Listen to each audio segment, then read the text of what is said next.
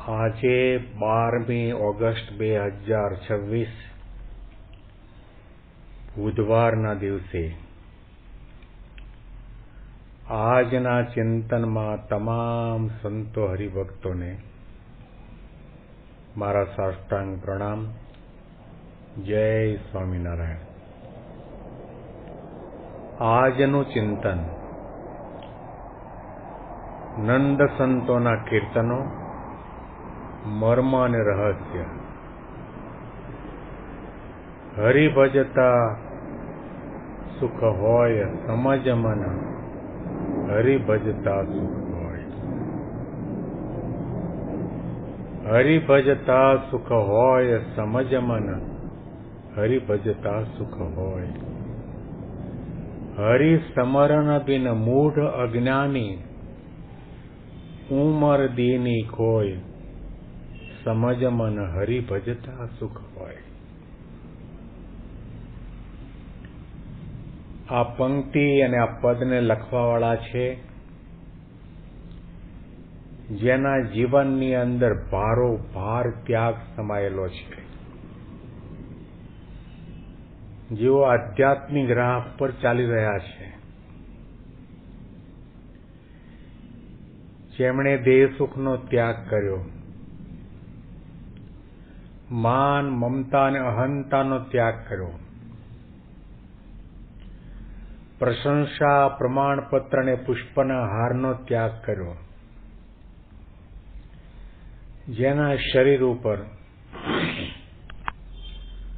10-10 kilo સોનાના દાગીના રહેતા,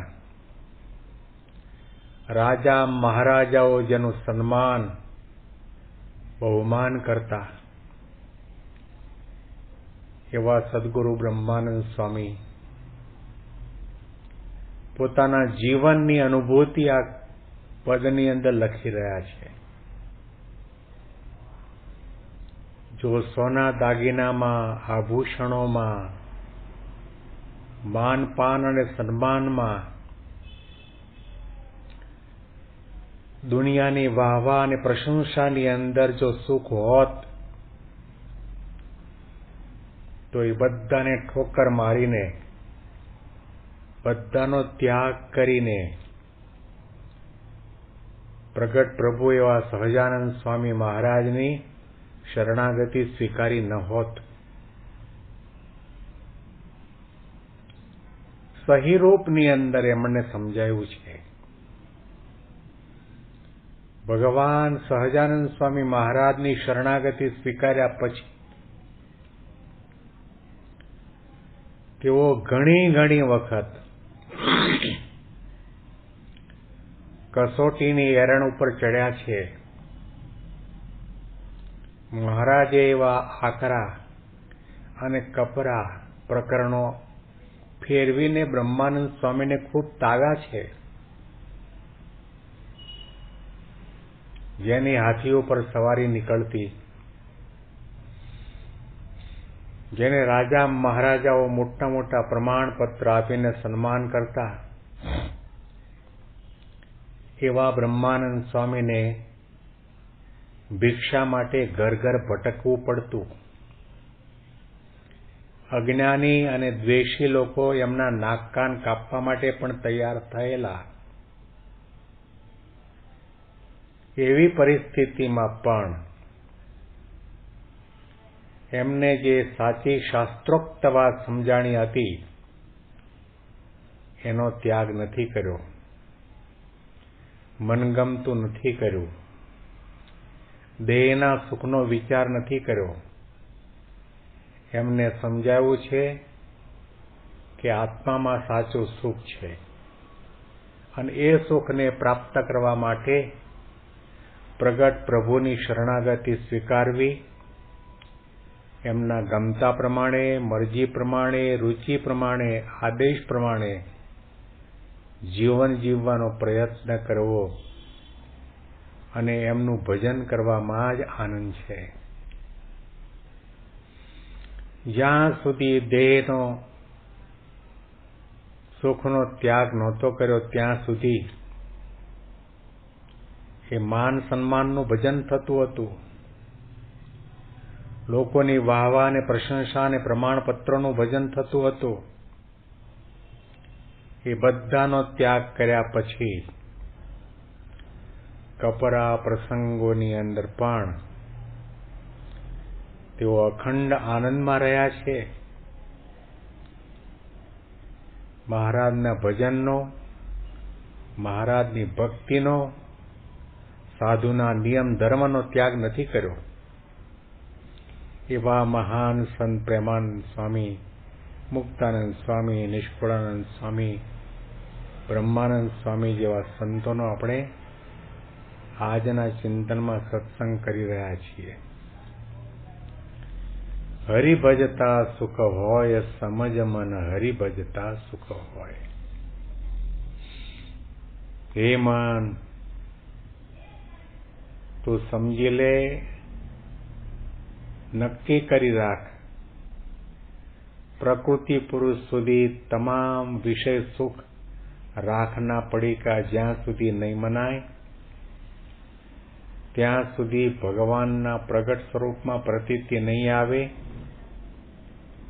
ભગવાનના પ્રગટ સ્વરૂપનો આનંદ પ્રાપ્ત નહીં થાય. ભગવાનનું ભજન કરી લે. અનંત અનંત કલ્પ વીત્યા છે. એક કલ્પ એટલે 8 અબજ ને 64 કરોડ વર્ષ.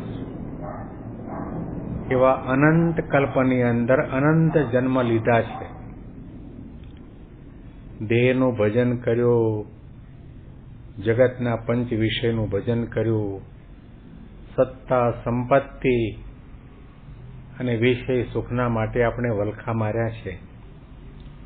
એની પાછળ જ આંધળી દોટ મૂકી છે.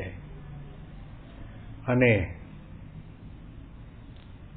આ સંસારના સુખ ઝાંઝવાના જળ જેવા, એ ઝાંઝવાના જળને પામવા માટે હરણ માઇલોના માઇલો દોડે, એને પાણી મળતું નથી અને છેવટે થાકીને મરી જાય છે. એમાં જીવ પણ અનંત જન્મથી સુખ મેળવવા માટે ઘણા વિચારો કર્યા, ઘણા પ્રયત્નો કર્યા, પરંતુ જ્યાં સુધી સાચા સંત ન મળે, ભગવંત ન મળે, કથા વાર્તા અને સત્સંગનો યોગ ન થાય, ત્યાં સુધી સુખ મેળવવા માટેનો મુદ્દો આપણને હાથમાં આવતો નથી. ભગવાન ભજો, ભગવાનને પામવાનો પ્રયત્ન કરો, ભગવાનની આજ્ઞા પાળો, ભગવાનના રસ, રુચિ, અભિપ્રાય, સિદ્ધાંતને ઉપાસનાને ગ્રહણ કરો. એ માર્ગે ચાલીશું તો જ આપણને સુખ થવાનું છે. હરિભજતા સુખ હોય, સમજ મન હરિભજતા સુખ હોય. આ પંક્તિને ઘૂંટી રાખવાની જરૂર છે, કંઠસ્થ કરવાની જરૂર છે. સવારના પથારીમાં બેઠા થતાની સાથે આ પંક્તિ 5 વખત વિચારવામાં આવે, બોલવામાં આવે, રટણ કરવામાં આવે તો દિવસ દરમિયાન આપણને એનું અનુસંધાન રહ્યા કરે કે આપણે જેટલા ભગવાનની નજીક રહીશું, મનમાં, સંકલ્પ વિકલ્પમાં, આંખોની સામે, કાનની સામે, જબાનની સામે, આત્માની સામે ભગવાનને રાખીશું તો દુઃખ માત્ર દૂર થશે. આદિ વ્યાધિ અને ઉપાધિમાંથી મુક્તિ મળશે. અને ભજનની અંદર એવું સુખ રહ્યું છે. મહારાજે કહ્યું કે ભગવાનના દર્શનમાં, ભગવાનના ભજનમાં, ભગવાનના નામ કીર્તનમાં, ભગવાનની આજ્ઞા પાળવામાં, ભગવાનનું ધ્યાન, માનસી પૂજા કરવામાં જે સુખ રહ્યું છે એ સુખની આગળ અનંત કોટી બ્રહ્માંડોના વિષય સુખને વારી ફેરીને નાખી દઈએ તો પણ એ ભગવાનના ક્ષણિક પાત્રના દર્શનના સુખની બરાબર ન થાય. માટે ભગવાન ભજી લેવા. હરિભજતા સુખ હોય સમજ મન, હરિભજતા સુખ હોય. હરિભજતા સુખ હોય સમજ મન, હરિભજતા સુખ હોય. આ પંક્તિ ઉપર વિશેષ ચિંતન આપણે આવતીકાલના ચિંતનમાં સાંભળીશું. બેંગ્લોરથી પ્રેમ શાસ્ત્રીના સાષ્ટાંગ પ્રણામ. જય સ્વામિનારાયણ.